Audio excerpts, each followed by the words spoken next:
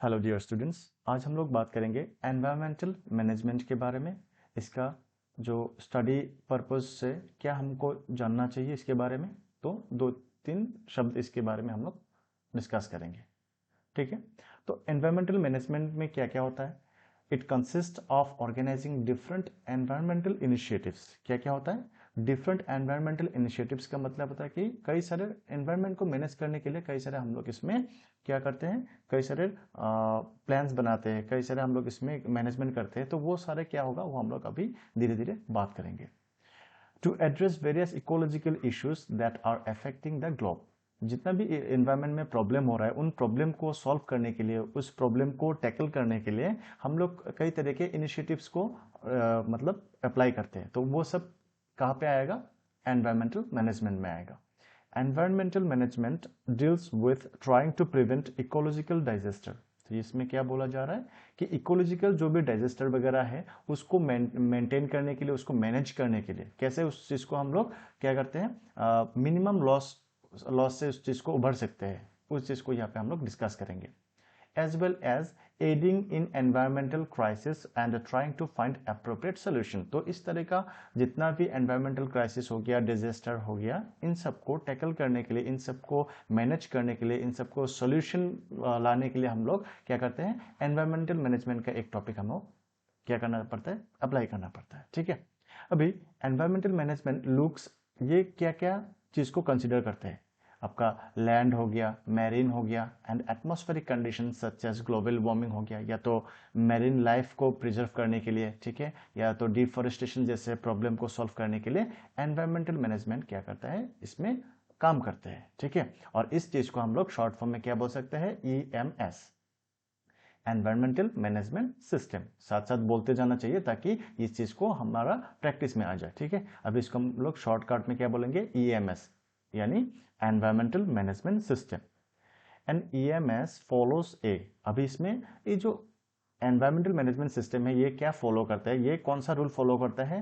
Planning, doing, checking and acting according to. ठीक है, और इसको फर्दर हम लोग शॉर्टकट में क्या बोलते हैं? PDCA। ओके, और ये एक साइकिल में चलता है जहां पे कि पहला जो आपका स्तर होता है वो प्लानिंग होता है, देन इस प्लानिंग के मुताबिक हमें काम करना चाहिए, डूइंग, एंड देन जो हम लोगों ने काम किया क्या वो प्लान के मुताबिक हो रहा है उसको हमें चेक करना चाहिए। ठीक है, इसमें हम लोग चेक करते हैं, और अगर चेक में सही बराबर चल रहा है तब तो बेटर है, तब हम लोग दूसरा नेक्स्ट प्लान बनाएंगे। अगर नहीं हो रहा है तो उसके अकॉर्डिंग, अगर चेकिंग में कोई गलती या अगर कोई सुधार आना चाहिए, then we have to act accordingly.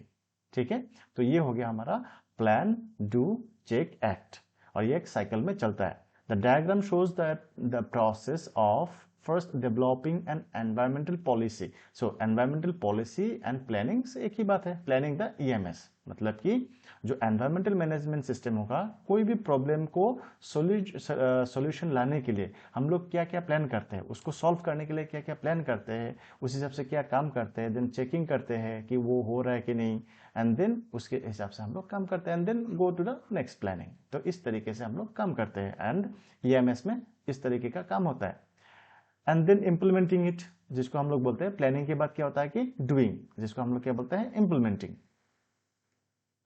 The process also includes checking the system and acting on it, मतलब कि इस जो हम लोग काम कर रहे हैं वो बराबर हो रहा है कि नहीं, उसको हम लोग चेक करते हैं, and accordingly we do act.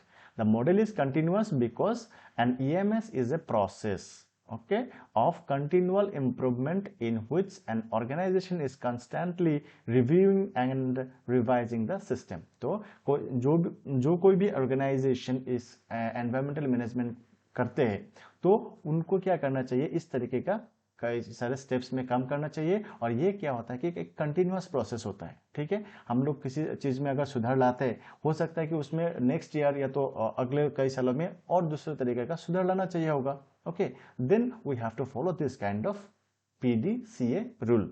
Okay, और ये एक साइक्लिक प्रोसेस है। अभी need for environment management, environment management का नीड क्या है ये हमें पता होना चाहिए कि हम लोग कर क्यों रहे हैं इसको।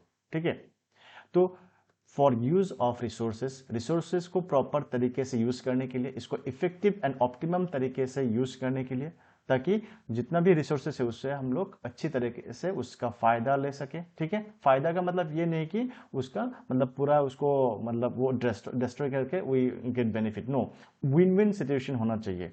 एनवायरमेंट को भी हमें ज़्यादा नुकसान नहीं पहुंचाना चाहिए and we also have to get the benefit from there to overcome environment and ecology crisis. तो एनवायरमेंट एंड इकोलॉजी का जो क्राइसिस है, जो प्रॉब्लम्स है, उन चीज़ों को हटाने के लिए, उन चीज़ों से बचने के लिए हम लोग क्या करते हैं, एनवायरमेंटल मैनेजमेंट को लाते हैं फॉर सस्टेनेबल डेवलपमेंट। अभी थोड़ी देर पहले जो फर्स्ट पॉइंट में बताया कि विन विन सिचुएशन होना चाहिए। सस्टेनेबल डेवलपमेंट का मतलब होगा कि एनवायरमेंट को हम लोग अच्छी तरह से रखेंगे, जो इसका नॉर्मल कंडीशन है उसी कंडीशन में इसको रखने की कोशिश करना, उसको क्या बोलते हैं, सस्टेनेबल डेवलपमेंट होता है। ठीक है, जैसे कि अगर मैंने एक पेड़ या पौधे को काट दिया किसी वजह से, then we have to plant some other plants accordingly. हमें और पौधे लगाना चाहिए। अगर हम लोग काटते हैं then we have to plant also, हमें लगाना भी चाहिए ताकि वो उसका जो बैलेंस होगा वो बरकरार रहे। तो उसको हम लोग बोलते हैं सस्टेनेबल डेवलपमेंट।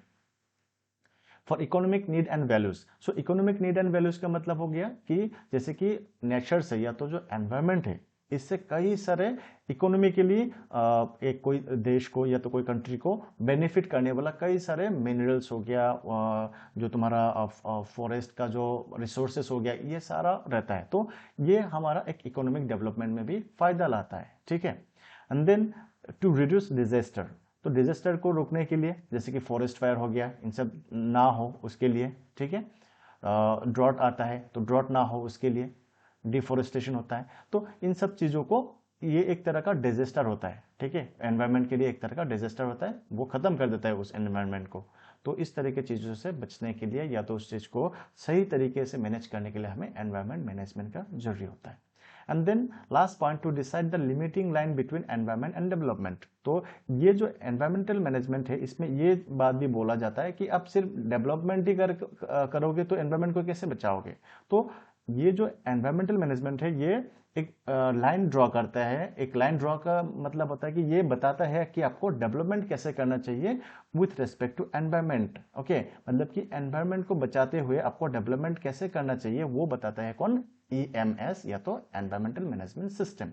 तो ये हो गया हमारा नीड फॉर एनवायरमेंटल मैनेजमेंट, किस लिए हमें चाहिए। ठीक है, और इसका जो इलेबोरेशन है वो मैंने नीचे डाल दिया है। ठीक है, क्योंकि अभी हम लोग क्या पढ़ रहे थे, एनवायरमेंट को मैनेज करना चाहिए हमें। ठीक है, कोई भी डिजास्टर आ सकता है, उस चीज को हमें क्या करना पड़ेगा, मैनेज करना पड़ेगा। तो मैनेजमेंट के लिए हमें ये टॉपिक्स जरूरी है। तो अभी जो मैंने टॉपिक्स डिस्कस किया था उनका ये इलेबोरेशन है। ये रिसोर्सेज को यूज करने के लिए ये सारा कुछ आप लोग लिख सकते हो आराम से, इसको बैठ के। तो मैंने डिस्कस कर दिया, इसको आप लोग नोट बना के अपने कॉपी पे सही से लिख सकते हो। ठीक है, तो इसके बाद हम लोग नेक्स्ट जो टॉपिक होगा वो टॉपिक होगा पॉल्यूशन कंट्रोल स्ट्रेटेजीज पे हम लोग बात करेंगे। ठीक है, इतना था ये इस क्लास के लिए। इस क्लास में इतना ही बस, और इससे पहले जो क्लास लिया गया था उनको भी आप पहले कंप्लीट कर लीजिए and then come to this point, so that कि एक क्रोनोलॉजिकल ऑर्डर मेंटेन रहे। So thank you so much.